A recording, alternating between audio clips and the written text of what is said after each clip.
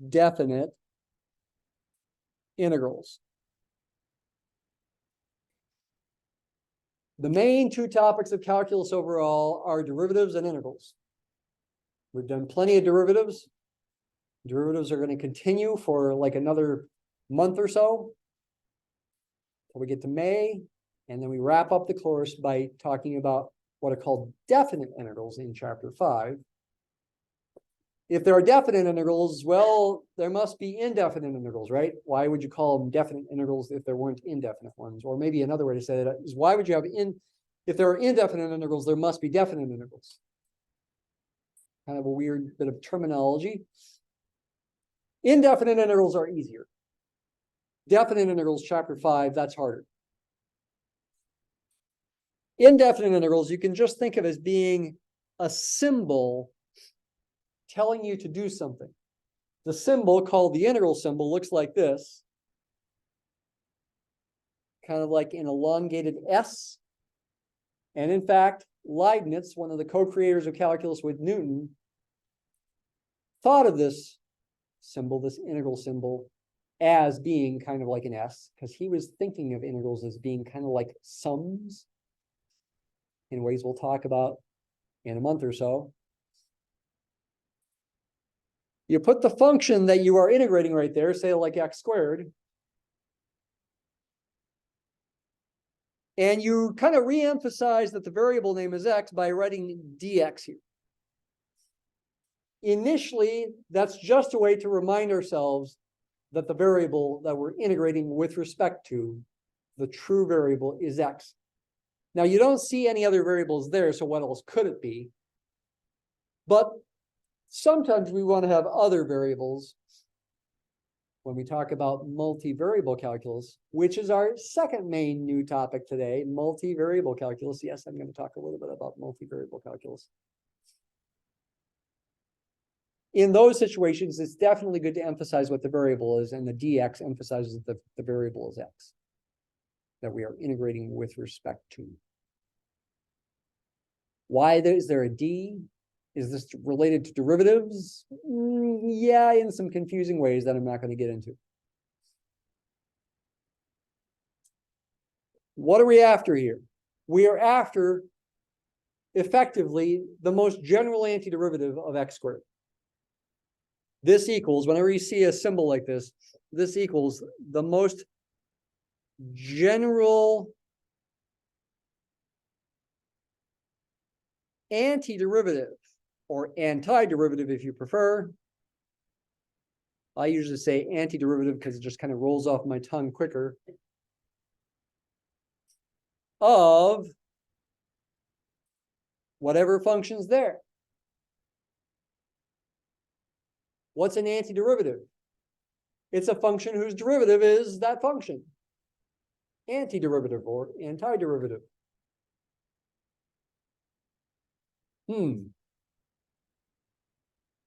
Well, x cubed almost works, doesn't it? Leave a little space. The derivative of x cubed is 3x squared. It's got an x squared in it. That 3 is a bit troublesome.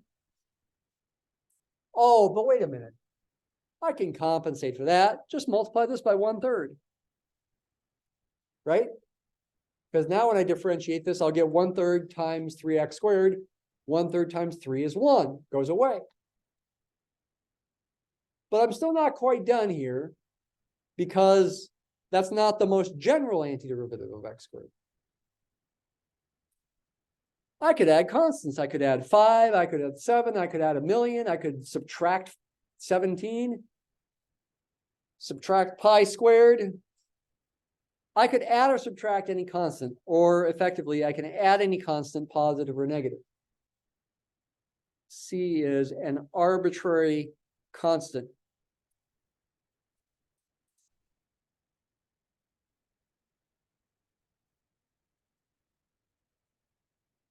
There's your most general antiderivative of x squared. When you see this kind of symbol, find the definite integral of x squared. That's the answer right there. That's all you have to do. It's a bit of guesswork, effectively. Try another example. What's the indefinite integral of cosine of x? Go ahead. Sine x plus c. But wait a minute, isn't the derivative of cosine negative sine?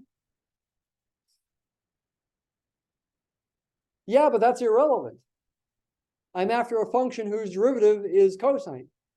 Sine's derivative is cosine. And sine of x plus any constant c, because the derivative of a constant is 0, if that wasn't clear. C is an arbitrary constant. That's the answer. That's all you have to do. On the flip side, the indefinite integral of sine of x is actually negative cosine of x plus c.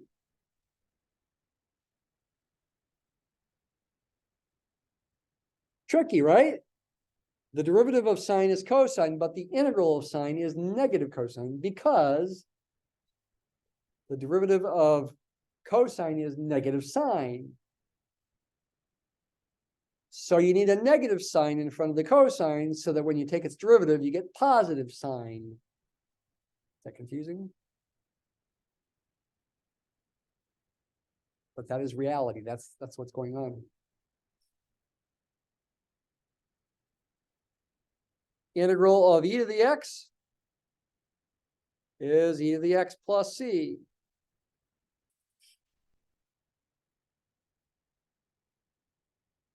Integral, oh, how about a 1 over 1 plus x squared? Yeah. Find the most general antiderivative of 1 over 1 plus x squared. Looks really hard. It's actually very easy. Inverse tangent of x plus c, because the derivative of inverse tangent of x is a 1 over 1 plus x squared. And I'm always adding this plus c here.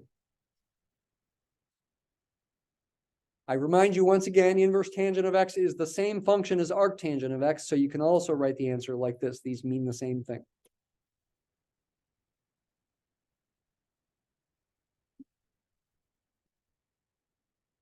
Integral of 1 over square root of 1 minus x squared. That's inverse sine of x plus c, which you can also write as arcsine of x plus c. But guess what?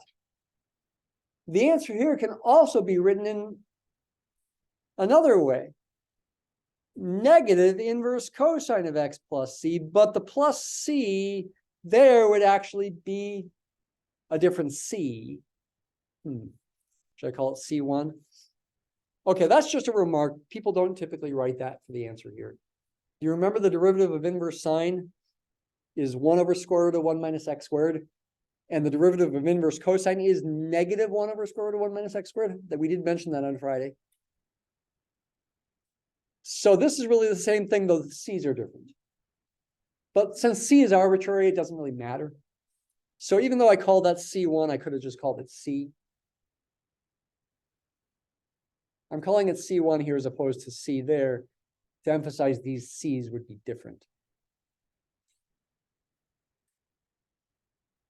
Inverse sine of 0 is 0, but inverse cosine of 0 is not 0, it's 1. Don't believe me? Try it out with your calculator.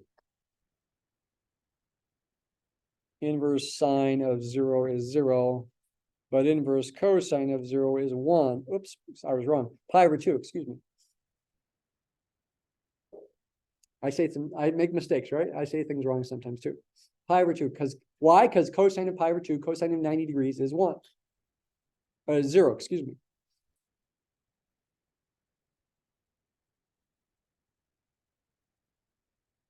These C's differ by pi over 2. That's how much they differ by. But it's not a big deal.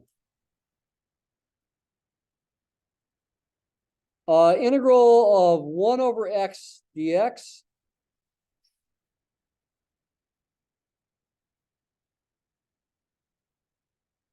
Somebody tell me. Here's a little hint. Another little hint. Natural log of x plus c. But wait a minute. Natural log of x, that's a function that's only defined when x is positive. But this function, 1 over x, is defined when x is negative too. Wouldn't we want our answer to work when x is negative as well? Uh-huh. And that can be compensated for by including absolute value signs, as we talked about on Friday as well. Plus c. Calling that the most general antiderivative is a bit of a fib, though. Because the c actually could be different when x is positive than what it is when x is negative. But usually we don't care. Don't worry about it. Just use 1c. It's usually good enough for most applications. In general, the inverse rule of the power rule can also be written down. We know the derivative of x to the n is n times x to the n minus 1. What's your most general antiderivative of x to the n? Instead of bringing down the exponent and subtracting 1, you should add 1 to the exponent and also divide by it to compensate. What I mean is the answer is this. X to the n plus 1 over n plus 1 plus c. Why? You can always check it, because you can differentiate this. You should always check your indefinite integrals. If you differentiate this, the n plus 1 comes down in front and cancels with the n plus 1 in the bottom. And when you subtract 1 from n plus 1, you get n. It simplifies to the x to the n. And again, c differentiates to 0. The derivative of this is that. Except there is one problem here in this equation. What happens when n is negative 1? I'd be dividing by 0, wouldn't I?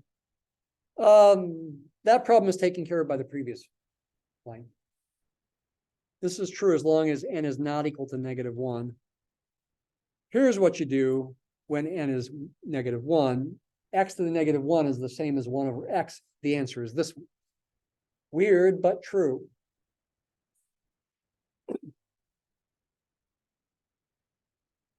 I am going to give you 1 or 2 indefinite integrals to do also on the assignment due Wednesday.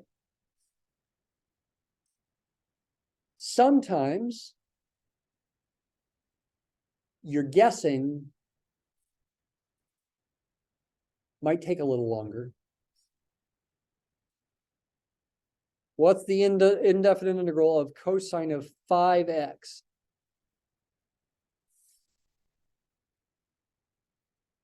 Is it sine of 5x? Not quite. Leave a little space. What will go in front of the sine of 5x to make this work? Not 5, but 1/5, right? Once again, check it by differentiation.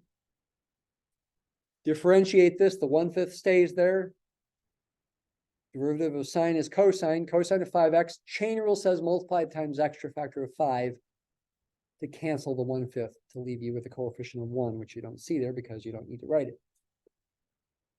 1/5 times 5 is 1.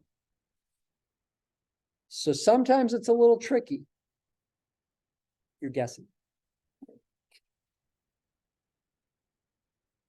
And at the most basic level, indefinite integrals like this, antiderivatives are guesswork. But they're educated guessing. It's not wild guessing, it's educated guessing. A big subject of calculus 2 is doing antiderivatives in harder situations where you need a more systematic approach. The most common methods are called substitution, trig substitution, which is also the same as substitution, but with trig functions. Integration by parts and partial fractions, Those are four methods that are the main integration methods that you learn in Calculus 2. In general, even though these are relatively easy when you get some practice with them, in general, integration is harder. And in fact, in general, it can't always be done.